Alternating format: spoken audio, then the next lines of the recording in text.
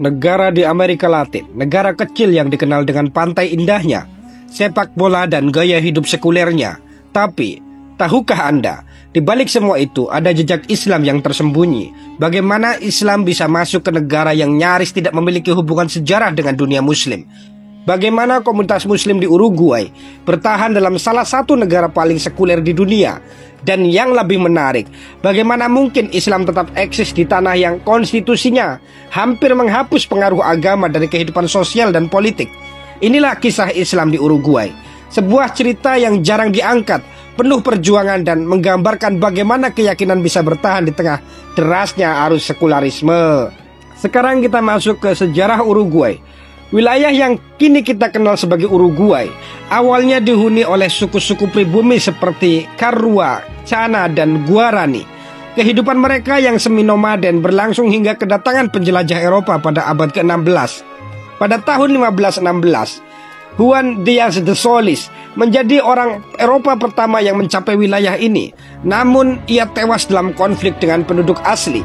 Selama abad ke-17 dan 18, wilayah ini menjadi ajang perebutan antara kekuatan kolonial Spanyol dan Portugis. Pada tahun 1680, Portugis mendirikan Colonia do Santíssimo Sacramento yang kemudian menjadi titik sengketa dengan Spanyol setelah serangkaian konflik dan perjanjian, termasuk perjanjian Madrid 1750 dan perjanjian San Ildefonso 1777. Wilayah ini akhirnya berada di bawah kendali Spanyol. Pada awal abad ke-19, gelombang perjuangan kemerdekaan melanda Amerika Selatan.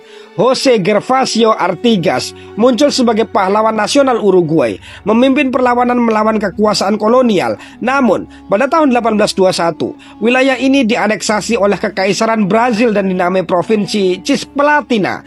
Tidak tinggal diam, sekelompok revolusioner yang dikenal sebagai 33 Orientales di bawah pimpinan Juan Antonio Lavalleja memproklamasikan kemerdekaan pada tahun 1825 yang memicu perang Cisplatina antara Brazil dan Provinsi Bersatu Rio de la Plata, sekarang Argentina. Dengan mediasi Inggris, perjanjian Montevideo ditandatangani pada tahun 1828 mengakui Uruguay sebagai negara merdeka. Setelah merdeka, Uruguay mengalami periode pembangunan bangsa yang ditandai dengan konflik internal antara dua fraksi politik utama, Partido Colorado dan Partido Blanco. Partido Colorado yang mewakili kepentingan bisnis urban di Montevideo sering berhadapan dengan Partido Blanco yang mewakili kepentingan agraria pedesaan. Konflik ini mencapai puncaknya dalam Perang Saudara Uruguay tahun 1839 hingga 1851 yang juga dikenal sebagai Guerra Grande. Pada akhir abad ke-19 dan awal abad ke-20, Uruguay dikenal sebagai Swissnya Amerika.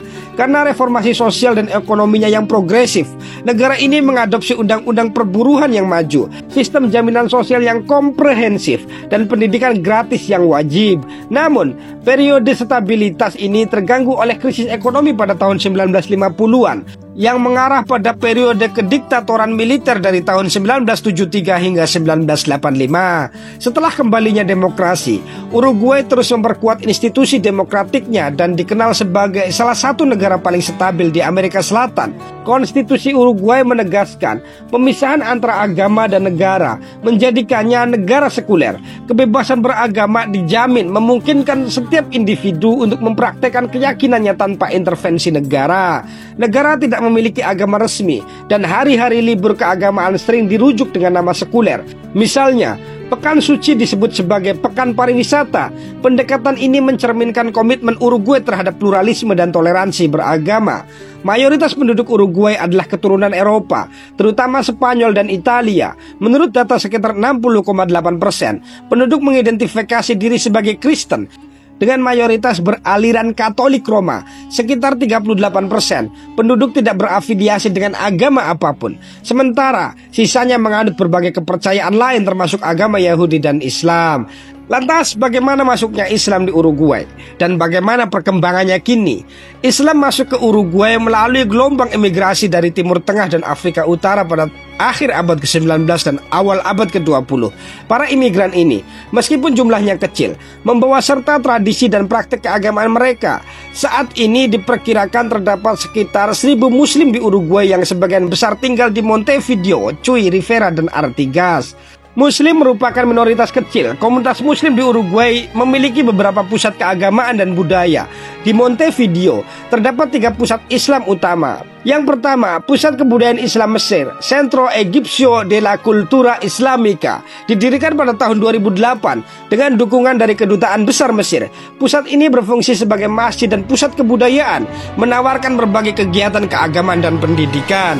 Yang kedua, Pusat Islam Uruguay, Centro Islamico del Uruguay, berfungsi sebagai tempat ibadah dan pusat komunitas, menawarkan berbagai program untuk memperkenalkan budaya Islam kepada masyarakat luas. Ketiga, Musalla Al-Hazimi, sebuah ruang ibadah yang lebih kecil yang melayani kebutuhan spiritual komunitas Muslim setempat. Komunitas Muslim di Uruguay hidup berdampingan secara damai dengan masyarakat lainnya. Mereka menikmati kebebasan beragama yang dijamin oleh konstitusi dan tidak menghadapi diskriminasi yang signifikan. Jumlahnya memang kecil, tapi mereka aktif dalam mempromosikan pemahaman dan dialog antar agama. Perjalanan Islam di Uruguay adalah contoh bagaimana agama dan budaya dapat berakar dan berkembang di lingkungan yang sekuler, tetapi tetap menjunjung tinggi nilai-nilai keberagaman. Dari imigrasi awal hingga keberadaan komunitas Muslim yang kini semakin dikenal, Islam di Uruguay adalah cermin dari globalisasi budaya dan pluralisme keagamaan di Amerika Selatan. Akan tetapi, ada satu pertanyaan yang menarik. Bagaimana komunitas Muslim di Uruguay mempertahankan identitas mereka dalam lingkungan yang sangat sekuler? Bagaimana interaksi mereka dengan masyarakat mayoritas? Mari kita eksplorasi lebih dalam. Seperti yang kita ketahui, Uruguay adalah salah satu negara paling sekuler di dunia. Tidak ada pendidikan agama di sekolah-sekolah negeri dan simbol-simbol keagamaan jarang terlihat di ruang publik. Dalam lingkungan seperti ini, Muslim di Uruguay menghadapi tantangan unik dalam mempertahankan praktik keagamaan mereka. Pendidikan adalah salah satu bidang yang mempengaruhi identitas Muslim di Uruguay. Tidak ada sekolah Islam yang berdiri secara resmi, sehingga anak-anak Muslim bersekolah di sekolah negeri atau swasta yang tidak berbasis agama. Akibatnya, pendidikan agama Islam lebih banyak dilakukan dalam rumah atau melalui pusat-pusat Islam yang ada. Banyak keluarga Muslim yang berusaha menanamkan nilai-nilai Islam kepada anak-anak mereka di rumah. Tetapi, lingkungan sekuler yang kuat kadang membuat asimilasi menjadi tidak terhindarkan.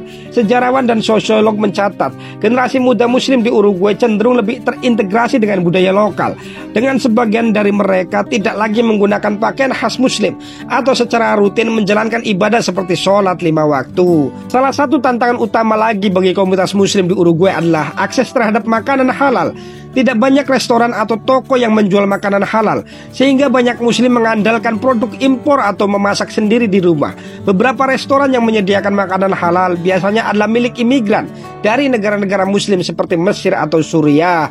Namun, makanan halal masih sangat sulit ditemukan. Permintaan terhadap produk halal di Uruguay mulai meningkat, terutama karena wisatawan Muslim yang datang dari negara-negara Arab dan Turki. Beberapa organisasi Muslim juga mulai mengupayakan sertifikasi halal untuk beberapa produk lokal. Lantas bagaimana hubungan dengan masyarakat mayoritas? Komunitas Muslim di Uruguay memiliki hubungan yang relatif baik dengan masyarakat mayoritas. Uruguay adalah negara yang terkenal dengan toleransi dan keterbukaannya terhadap berbagai budaya dan agama. Tidak ada laporan signifikan mengenai diskriminasi terhadap Muslim di Uruguay. Stereotip dan ketidaktahuan tentang Islam masih ada di kalangan masyarakat umum. Pusat Islam di Uruguay sering mengadakan acara terbuka untuk masyarakat, termasuk diskusi antar agama dan festival kebudayaan. Beberapa Muslim Uruguay juga aktif dalam gerakan sosial dan politik, walaupun jumlah mereka masih sedikit. Uruguay memiliki sistem politik yang demokratis dan stabil, dengan 2 partai utama yang mendominasi, Partido Colorado dan Partido Nacional Blanco. Politik di Uruguay tidak terlalu dipengaruhi oleh faktor agama, berbeda dengan negara-negara Amerika Latin lainnya seperti Brazil, Argentina, di mana gereja Katolik masih memiliki pengaruh yang kuat. Dalam konteks ini, komunitas Muslim di Uruguay tidak memiliki keterlibatan politik yang besar. Tidak ada partai politik berbasis Islam, dan tidak ada anggota parlemen Uruguay yang secara terbuka mengidentifikasi diri sebagai Muslim. Namun, ini bukan berarti mereka tidak memiliki suara. Beberapa Muslim Uruguay telah bekerja dalam bidang akademik, bisnis, dan organisasi sosial, memberikan kontribusi mereka dalam masyarakat. Lantas bagaimana perspektif sejarawan dan sosiolog tentang Islam di Uruguay? Menurut sejarawan Amerika Latin, keberadaan Islam di Uruguay adalah contoh menarik dari bagaimana minoritas agama dapat hidup dalam lingkungan yang sangat sekuler tanpa mengalami tekanan yang berarti. Profesor Jeffrey Laser dari Emory University mencatat, meskipun jumlah Muslim di Uruguay kecil, mereka tetap memiliki ruang untuk menjalankan keyakinan mereka tanpa intervensi negara. Sosiolog Patricia Frege menambahkan, Uruguay telah berhasil menciptakan lingkungan di mana agama menjadi urusan pribadi bukan urusan negara. Ini memungkinkan komunitas muslim untuk hidup dengan tenang tanpa harus menghadapi tekanan dari kebijakan pemerintah atau kelompok mayoritas. Lantas, bagaimana masa depan Islam di Uruguay? Jumlah muslim di Uruguay tidak besar, tapi komunitas ini tetap bertahan dan berkembang secara perlahan. Tantangan utama mereka adalah mempertahankan identitas Islam di tengah budaya sekuler yang sangat dominan. Namun, dengan meningkatnya globalisasi, wisatawan muslim, serta hubungan diplomasi Uruguay dengan negara-negara muslim, ada kemungkinan Islam di Uruguay akan semakin dikenal dan mendapat tempat yang lebih luas dalam masyarakat. Islam di Uruguay mungkin bukan kisah yang sering dibahas, tetapi ia adalah bagian dari mozaik global Islam yang menunjukkan agama ini bisa berkembang di berbagai sudut dunia, bahkan di negara yang dikenal paling sekuler di Amerika Latin. Jika ada jejak sejarah yang tertinggal atau ada kesalahan, saya mohon maaf. Silakan Anda tambahkan di kolom komentar. Terima kasih sudah menonton. Sampai jumpa di lingkar jejak selanjutnya.